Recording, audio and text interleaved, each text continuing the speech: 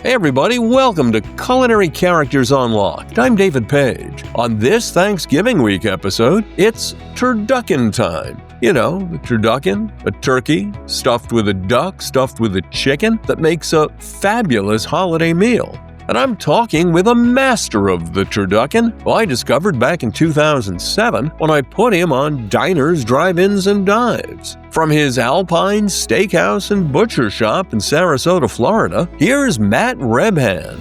Matt, how are you? Thanks for doing this. Absolutely, man. Glad to be here. It's been a while, has it not, since we connected? Few years, 20-ish? 2007. So yeah, it's been a few years.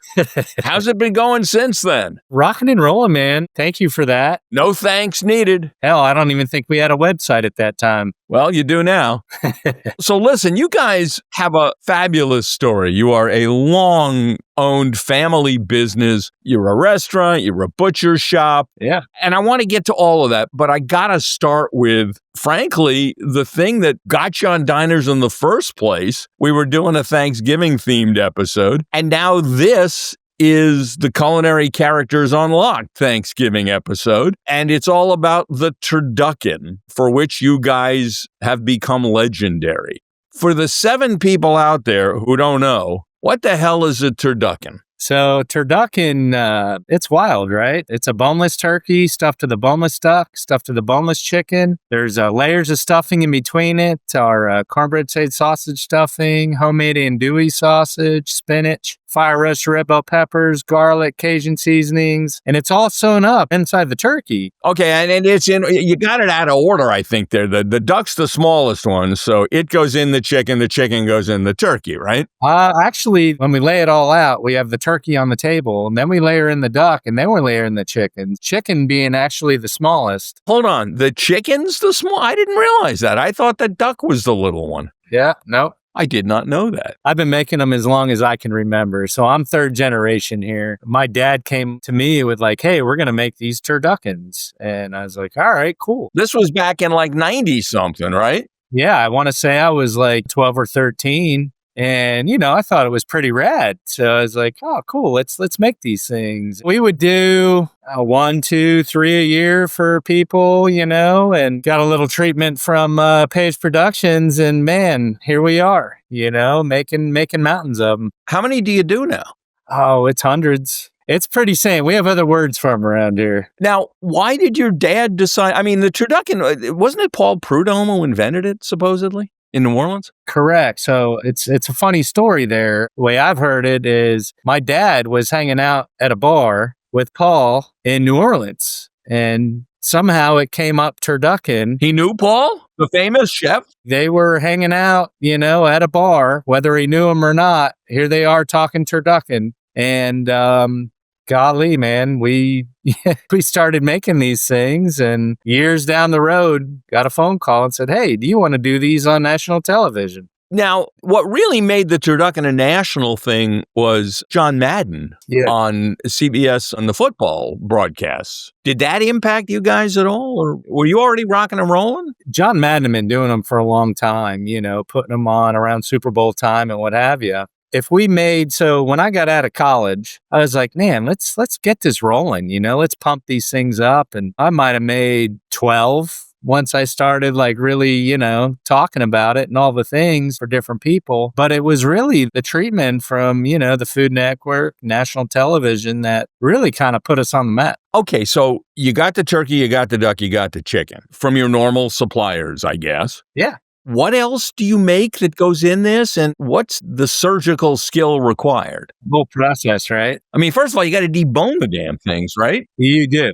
We start with a fresh, all-natural turkey, ducks we bring out of Long Island, and chickens from Pennsylvania. Basically, we totally debone the duck. We totally debone the chicken. The turkey, we debone, but we leave in the drum bones and the wings, so it looks like a turkey when you sew it all back together. With that being said, we take the duck and the chicken. We like to leave the skin on because the skin gives the bird really nice flavor. But we do put some Cajun seasoning on the skin side, hit them on the flat top, and render the fat out of them. So that way we can stuff them inside with the fat rendered out of the duck and the chicken. So inside of that, we do cornbread sage sausage stuffing. We do homemade andouille. We do fresh sauteed spinach, fire roasted red bell peppers, garlic, and Cajun seasoning. And that's layered in between each bird and then sewed up inside the turkey. When you slice it, theoretically, it's supposed to be like if you slice a tree apart and you see the rings. Yeah. I have a turducken for Thanksgiving every year, and I have a hell of a time doing that. Yeah. It's a wonderful thing, but it kind of falls apart on me. Is there a trick? So the trick is let it rest. Okay. This thing cooks low and slow for a very long time. So take it out of the oven. Allow your other sides to start getting hot, okay, or preparing them. This thing stays hot for quite some time. So once it sits there and rests for a good hour, hour and a half, you'll untruss it. Our bird, we untruss the legs. I have strings around the entire bird itself, and then it's all sewn up the back. The way we sew them up, it's like one big rip of a lawnmower cord, and it's totally stringless. And you make a cut right down the center of the bird, and then with a very sharp knife and a spatula, holding all the stuffings inside, you'll make your medallions, make your cut crosswise on each half section of the bird. And listen, I'm not going to say it's not going to fall apart a little bit, but you do the best you can. And that's our best outcome, when it comes to getting full, nice slices of it. What do you think is the best part, the thing that makes the turducken experience terrific? To me, I'll be honest with you, turkey is dry as hell. I don't care how great a turkey it is. And stuffing a fat-filled duck in the middle of it seems to make it all an awful lot more moist. To me, that's why it's so great. Your thoughts? Yeah, so listen, I'm a dark meat guy. So it's one of those things where it cooks so low and slow that it's not just a turkey anymore. It's kind of like Thanksgiving all in one bite, right? You have everything there, but it cooks so low and slow that everything tends to just kind of melt together and give you this really nice, beautiful, juicy, delicious product. You make your own sausage for it too? What kind of sausage you got in there? We do. Yeah, all sausage is made in the house. There's really not much here that's not made in the house. So in our cornbread stuffing, okay, we put in a sage sausage, which is just think like salt, pepper, marjoram, sage, your basic meat for stuffing, cornbread stuffing. And then I'll take homemade andouille sausage, brown that up, and crumble that up and layer that in between the bird as well. That's so good. We'll be right back.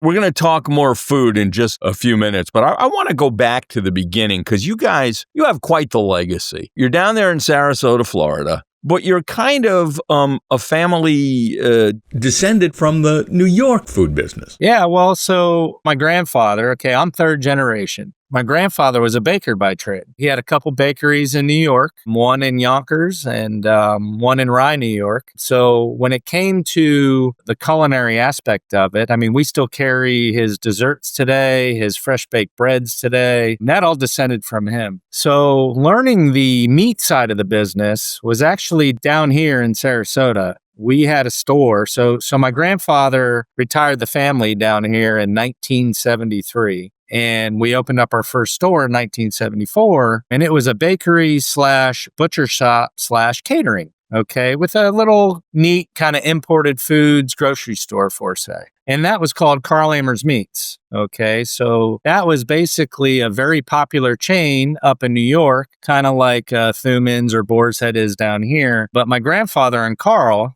were friends. They used to play cards together. So that's how we brought that line of delicatessens, into Sarasota. My grandfather partnered with a guy who knew the meat business. So it was a bakery / butcher shop, with catering involved. And that's how my dad learned the meat business. From there, my grandfather bought out that partner and grew the company. And then here I am that many years later, 50-something years later. Well, it turned into a full-scale restaurant, Steakhouse at some point. It did. How'd that happen? When did that happen? So our original location here in Sarasota was basically a little grocery store, meat market, bakery / catering. At that point in time, we lived down in Nokomis, which is about, a good 30 minutes from Sarasota. My dad was driving past our current location now, and it had a for lease sign on it. And he drove by it on his way home finally called on it, and it was actually for sale. He made some deals happen, and we acquired this place, but this was a full-blown restaurant. And that's kind of when we went the restaurant slash meat market side of things, a specialty grocery, and kind of did away with the little grocery store for say. Were you involved as a kid? I mean, did you hang out at the restaurant? How into it were you? Or were you going to escape the business? Oh, God, dude. I really had no choice, my friend. Well, tell me about that. I took a liking to it at a young age. When I was here, it was great. Was food a big deal at home? I mean, was mom a good cook? Was dad a good cook? Oh, yeah. And here's how it was a big deal. As a kid growing up, we always were eating, dad would bring home steaks and nice things, and as a kid, I was getting tired of it, quite frankly. And I'm like, man, I want to go stay at my friend's house and eat TV dinners. And there's something called McDonald's. And you know what I mean? Like stuff we were never entertained with because it was always higher end stuff. But as a kid, man, it was like, wow, this is great. Shoe on the other foot. My friends would always want to stay at my house because, man, we're eating steaks and, all kinds of nice things. But that was kind of the trade-off. It's the same way I'm bringing up my kids right now. We go out to eat. And we try to stay mom and pop places. Really no fast foods and things like that just because this is better food. Did you want to cook? Did you cook? Yeah, so I started off your basics, right? I loved cooking eggs, learning eggs, making bacon, sausage, things like that. And I thought I was so proud of making breakfast. At what age? Oh, goodness. I probably was cracking and whipping eggs when I was 5, like that's where I started, man. Let me scramble these things. I've always enjoyed food, but it really became a passion of mine, I'd say by the time I was 10, 11, 12 years old, maybe in that range, just doing like dad would bring home the steaks, be like, I got this, I'm doing it. Did you start working in the family restaurant at some point? I did. I would go to work with dad on Saturdays, at that point in time. I mean, I had a knife in my hand when I was 11 years old, whether I was allowed to or not. And at that time, he did a lot of wholesale to other catering companies, smaller restaurants, things of that nature. And was like, hey, we got to produce these cases. You want to help me? And I would sit there and I would do it. And honestly, that's how I learned how to cut meat. What about the cooking side of it? The cooking side of it, I learned just from different chefs we've had in this business and really hands-on, just watching, learning, being a sponge and like, wow, it's fascinating. The one beautiful, really cool thing about food is no one can ever say they're the best at it.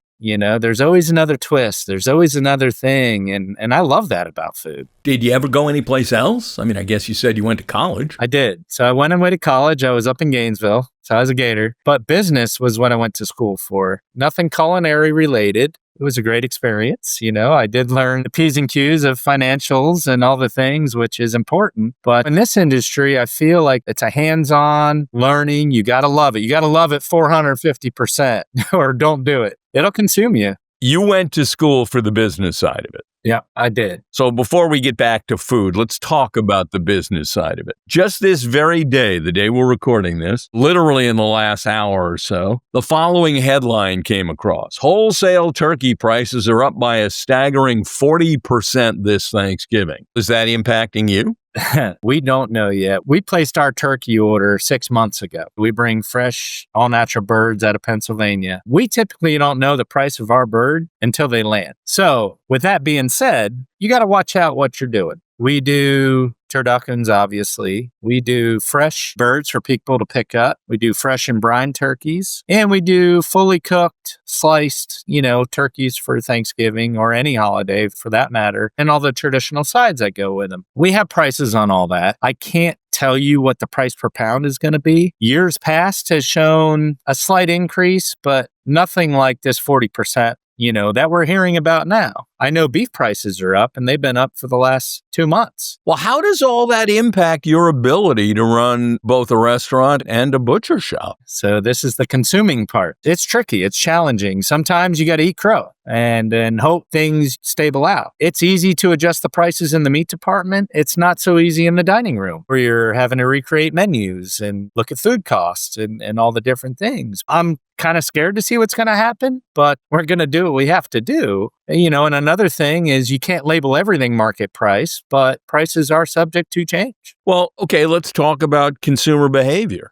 Are you selling fewer steaks in the butcher shop? Are you selling more hamburger? Not necessarily. We should be margin-wise. We're not. We are still eating it a little bit. However, we have such a reputation that people, they want the best. So they come for it and they pay for it. It's not for everyone, but it's outstanding. I mean, we will never sacrifice quality. Back in a moment. Beef prices are skyrocketing, have been for quite a while. For quite a while, medical experts have been telling us to eat less red meat. I confess I tend not to listen to that. Not because I don't believe them, but because I like red meat. Do you see, are we eating as much beef as ever, or is there a change in consumer behavior? And maybe a guy running a steakhouse doesn't quite get the whole picture, because if they're coming to you, they're coming to you. But what do you think? I would be a little more concerned if we weren't a third generation, 50 plus year company. Numbers are still showing strong. We're not blowing them out of the park like we did a few years prior, where it was just, we were kept on going up, but we're stationary with a little bit of improvement. So I still feel that consumers are purchasing what they want to eat. I wouldn't say we're doing less or more in other areas, but again, everything is more expensive. I talk to a lot of chefs, and there's a lot of fear in the restaurant business. Are you concerned about the state of the industry? I'm not concerned. Again, we're in a little different situation. No, but I'm talking about looking at not your place, your sense of what the industry is going through. I don't know how to answer that, to be honest with you. I would say more or less like if I was an up and coming restaurateur, I'd be scared as heck, just trying to figure out, okay, where can we have a product that's going to produce income and pay for, you got a whole team underneath you that gets a paycheck every week. Where can we improve in other areas? If it's not going to be this high dollar, steak, what can we do to kind of offset everything? It's a challenge. It's not getting any easier. Let's look at your menu. You got filet, you got New York strip. I've never understood this. What's a cowboy steak? So a cowboy steak is our cowboy steak is a dry-aged bone-in ribeye. So think of a tomahawk. So you're familiar with a tomahawk steak? Yeah, and why do I want to buy a tomahawk? Because it seems to me all I'm paying for there is a whole bunch of bone by the ounce. You're paying for the wow factor, and your dog's going to be happy. But other than that, I mean, it's a bone-in ribeye, and it's just full cut, single bones, and that's what we carry. And I mean, I can get tomahawks too for the people who want the wow. But yeah, it's to appease your pet and for the wow factor. You sell a 24 on the menu here. You got a 24-ounce dry-aged T-bone. Is it a T-bone or a porterhouse? T-bone steak. Yeah. So we bring in the whole short loin, which is a full filet. And as the filet tapers down, then we call it our shell steak, which is our dry-aged bone-in New York strip. So we cut precise. We try to get right into that 24 ounce, that 1.5 pound mark. But we also do double cuts. We also cut, I have a restaurant right down the street from me. He gets a 4 finger. That thing weighs 5.5 pounds. Who the hell is ordering a 5.5 pound steak? I mean, I guess it's for the table, right? So they're sharing it. He's got 4 people eating on it, but it's impressive. It's impressive to look at. That's interesting you say that. How much of the dining out experience is on the part of the customer a discerning interest in flavor and taste? And how much of it is, look at me, look at this, especially in the age of Instagram?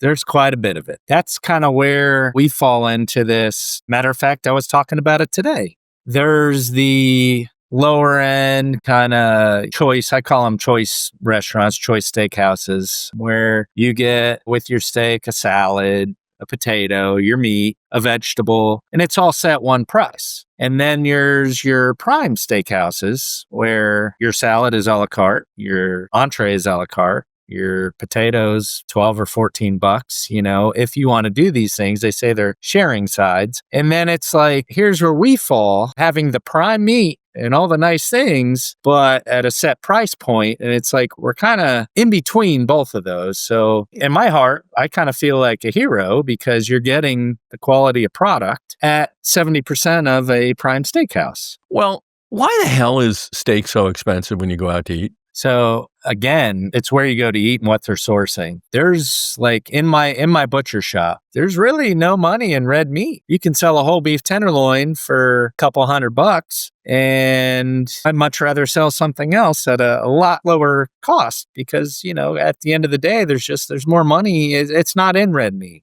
that kind of answers your question why steaks are so expensive, and a lot of restaurants like to work on certain margins. And if they're trying to stick to their certain margin in red meat, that would be why it's so expensive. So what's the secret to cooking a steak? Oh God, there's all kinds of ways to get there. Number one, start with the best you can get. Okay. Like if you're going to eat it, eat the good stuff, right? So sourcing quality product. And then there's all different ways you can get there. The whole sous vide world is a big thing right now. Now, you don't do that. We do, for certain customers. What? Hold on. Time out. Back up. You sous vide your steaks? For certain customers, we do. So like if they let me know they're coming and they want a Chateaubriand for the table, I will season that, put in some fresh rosemary, thyme, garlic, sous vide it up with some knobs of butter, and I'll hold it in a sous vide knowing that their dinner reservation is at this point in time. And I do this in the wine cellar quite a bit. But it's, again, something that we got to know ahead of time. But after the sous vide, it's a quick pan sear. And what does the sous videing do? Why is that so desirable? So think of it as like a cook and hold, okay? So it's in a water bath. It just slowly breaks down the meat, gets it to the proper temperature you're looking for, and then it's the whole reverse sear. You get a nice hard hit on it after it's ready to be served. And then you let it rest and carve it down, and it's just outstanding. Really good also, we sous vide our pork chops. There's all kinds of, we pick up our pate in a sous vide. There's all kinds of different things you can do. It's pretty neat. I'm doing the reverse sear myself at home. The explanation when I first started doing it was if you cook it really low and slow at first, you don't get the well done part on the outsides. And then after you've got nice pink meat all the way through, you throw it in the pan and get a sear on it, again, without creating that big barrier,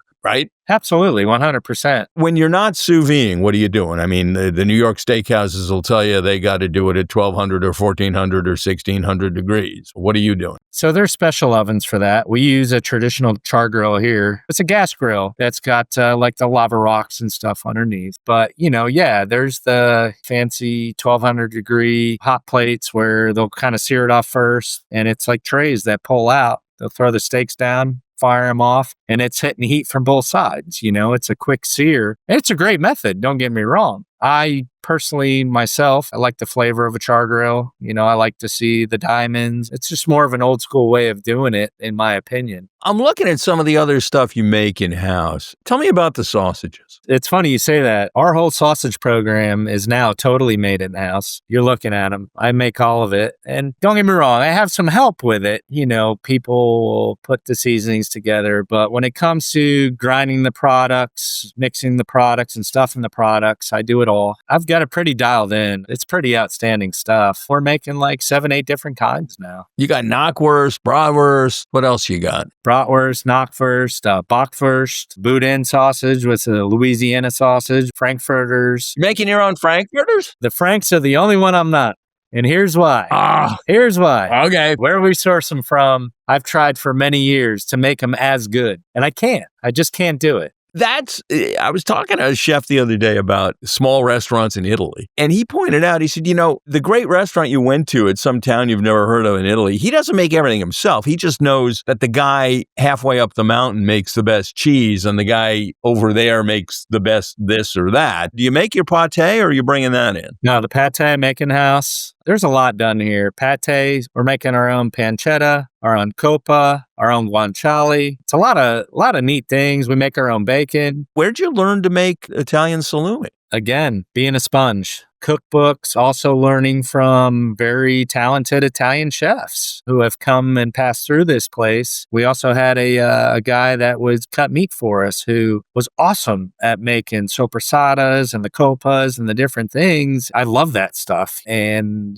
I took a liking to it. Yeah, we do it all now. You do your own desserts too in-house? We do. Key lime pie, home run, all of our fresh fruit cobblers. You're in Florida where key lime pie comes from. It ain't that ridiculous green color, is it? No. I mean, the real stuff, it's kind of a pale yellow, right? Correct. In ours, as we're making it, we do put some fresh lime zest into it. True graham cracker crust, lots of butter. It's good. Who's your clientele? Are you getting the new generation? Or I guess my question is the steakhouse passé? It's kind of mixed. It's actually very mixed. We're getting in your young professionals, okay? but we're also getting in, your genre, I'd say 45 to 70-ish, crowd as well. It's very mixed though. You're in your wine cellar with all those bottles behind you. This is my office. That's a good office.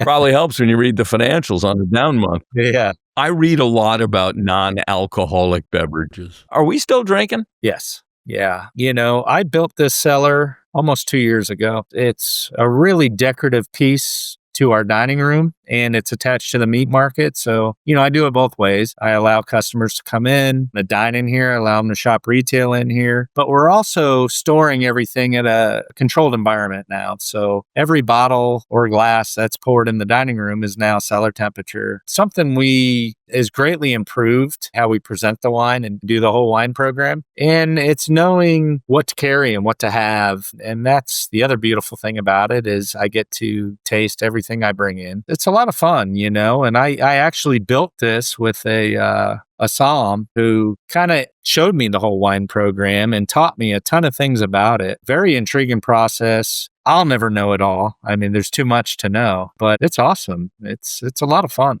Is our collective palate for wine getting any more sophisticated or at the very least more adventurous? I would say a little bit of both. At least on my end, I'm not noticing people buying less. If anything, I'm selling more wine. But I will, when I talk to all my vendors, they're starving. Their sales are down. They tell me all the time, like I'm one of their only clients buying wine, at least through the summer months. We're getting ready to kick off season. So hopefully that changes for them. Are you getting hit, or you talk to others in the industry? Are you feeling tariffs at all yet? Little bit. But it's not just your imported wines. It's kind of across the board. And the story I'm told is there's like 2 or 3 big plants where all your corks come from, where all your bottles come from. And so it doesn't matter if it's California, Oregon, US states, but if we're outsourcing the glass and the corks and the screw caps and all the different things, there's tariffs on that. So there might be a smaller increase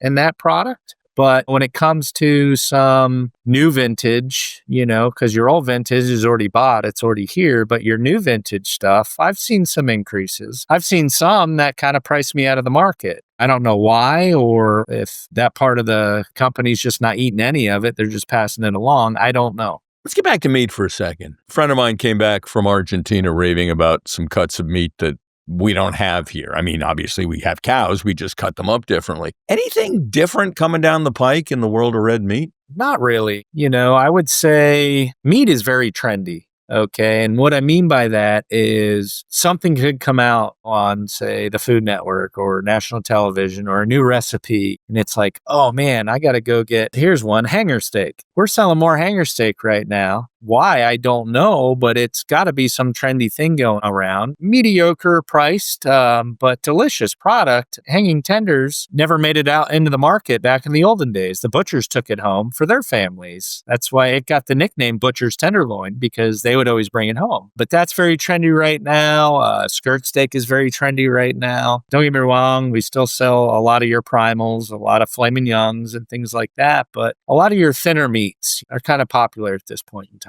Has the Wagyu moment passed? It's funny you say that. I just ordered 15 more pounds. No.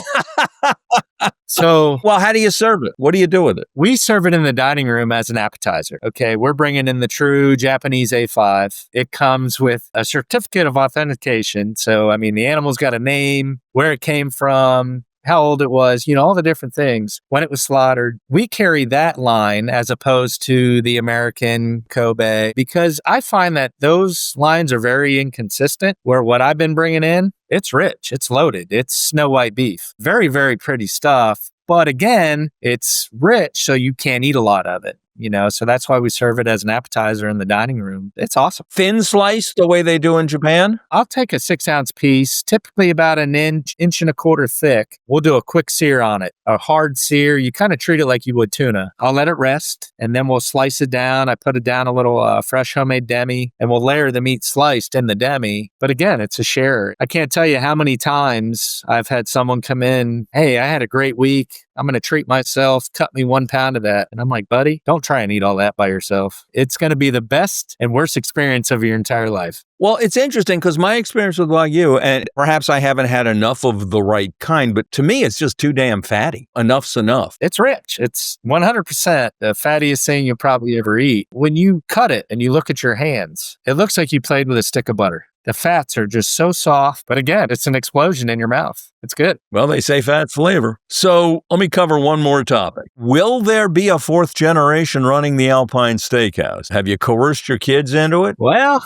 it's funny. I'll have them in here during the holidays, and I'll have them plucking mushrooms for stuffed mushrooms. How old are they? So my daughter's 5, and my stepson Blake, he's 12. We'll see. They have to love it as much as I did, because that's what it takes to make this business thrive. Well, Matt, clearly you're making it thrive, and it's just a delight to talk with you after all these years. It's great to see you, and I'm so pleased you're doing so well. I appreciate that, Dave. And again, I thank you for everything you've done for us. And here we are. I'm not going anywhere. No need to thank me. Thank you for joining me. I appreciate it very much. Absolutely. Matt Rebhan on Culinary Characters on Lock. I'm David Page, and I'll see you next time.